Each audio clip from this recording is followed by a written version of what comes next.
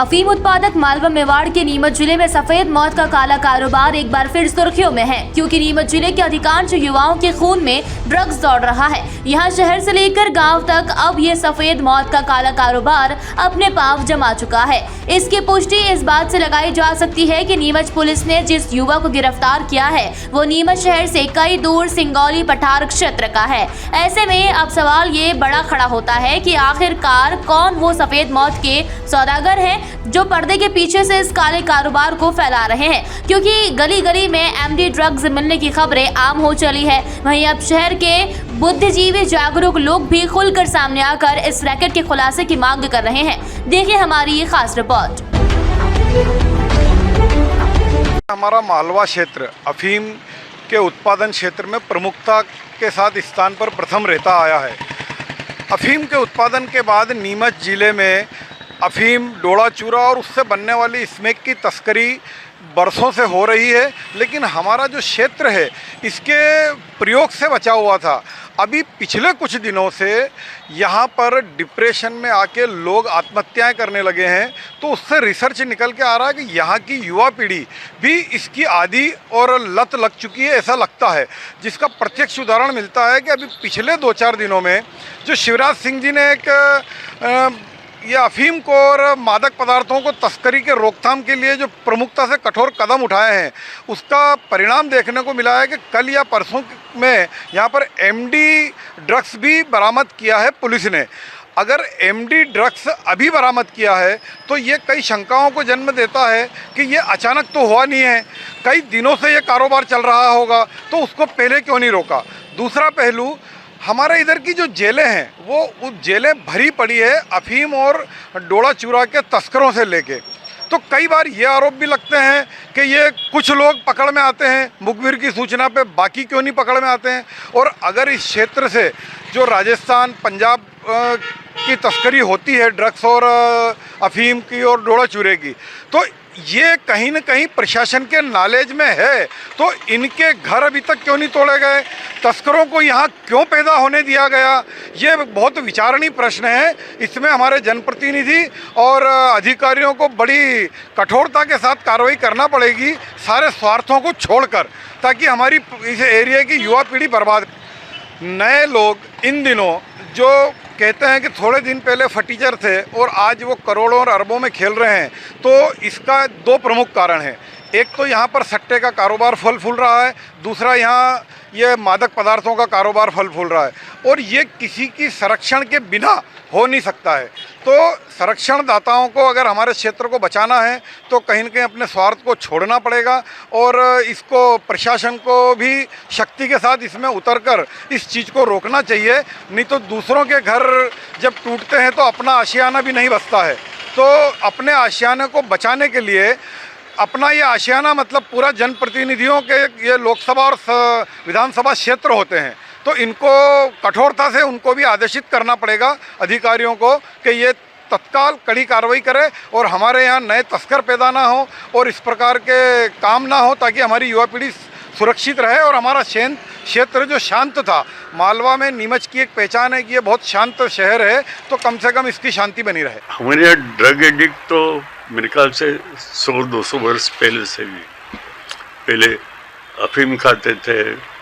मैं 50 वर्ष पहले की बात करूं तो डोड़ा चूरा गला के और उसकी चाय पीते थे। फिर स्मैक आया, हीरोइन आया, वो भी नीमच में पुड़ियाएँ बिकने लग गई, पुड़िया के एडिक्ट हो गए। अभी कोई नया ड्रग आया, इसके बारे में कोई जानकारी नहीं है। तो बड़े लोग या छोटे लोग ये भी मुझे नहीं मालूम, पर हाँ इससे युवा वर्ग बर्बाद हो रहा है नशे के हालत से। एक तरफ बोलते हैं कि शराब बहुत बुरी चीज़ है, मद्य निषेध होना चाहिए, और ये शराब से 1000 गुना ज़्यादा जहरीली चीज़ें बाज़ार में आसानी से उपलब्ध है। जो पकड़ा गया वो चोर है, बाकी तो गली कूचों में आज भी पुड़ियाएँ बिकती है। वो किस नाम से बिकती है मुझे नहीं मालूम, मैंने उनका रंग भी नहीं देखा, पर बिकती है और लोग इसके आदी हैं। इसके पीछे चोरियां होती है, लूट होती है, चेन स्नैचिंग हो रहा है। और इनको ट्रेस नहीं कर पाते, इनको पकड़ नहीं पाते। अगर पकड़ लिया तो जेल में एक रात रखना इनको बहुत मुश्किल होता है।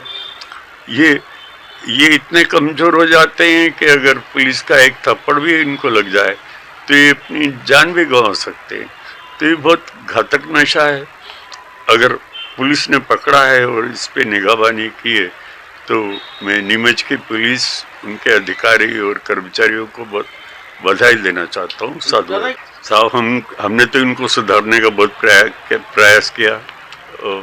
हमने नशा मुक्ति सेंटर भी खोला, बरसों बरस चलाया, खूब काम किया, अभी भी काम चल रहा होगा, पर हम कितना सुधार ला पाते हैं। 10-12 लोग को भर्ती करते हैं, अभी तो पीढ़ियाँ बिगड़ रही। गली कूचों में धंधा होता है स्मैक का। ये आपने नई चीज का नाम बोला, ये भी होता होगा काफी।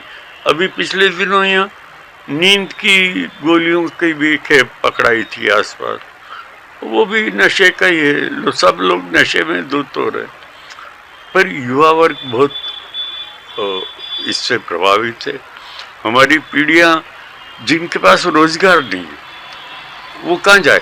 उनका फ्रस्ट्रेशन, उनका डिप्रेशन सब ये नशे के अंदर जाके निकलता है। वो सो के पड़े रहते हैं, वो बहुत निराश है। एक बहुत निराशाजनक स्थिति है पूरे देश में।